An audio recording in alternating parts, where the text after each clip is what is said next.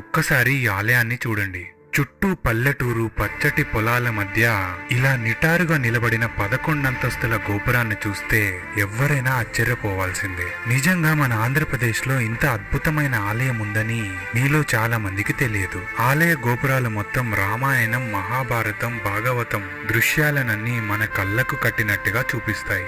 నిజంగా ఇక్కడ శిల్పాలలో ఉన్న కళను నేను మాటల్లో చెప్పలేను. మీరు స్వయంగా వచ్చి అనుభూతి చెందాల్సిందే. మరి ఇంతటి గొప్ప ఆలయాన్ని ఎన్ని వేల సంవత్సరాల క్రితం నిర్మించారు అని మీరు అనుకుంటున్నారా?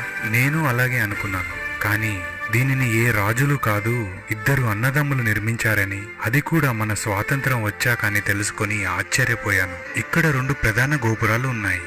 తూర్పు గోపురం 9 అంతస్తులతో 170 అడుగులుగా ఉంటే, దక్షిణ గోపురం 11 అంతస్తులతో 210 అడుగుల ఎత్తులో ఉంది. ఈ గోపురం పైకి ఎక్కడానికి మరియు దిగడానికి మెట్ల మార్గాలు ఉంటాయి. ప్రతి అంతస్తు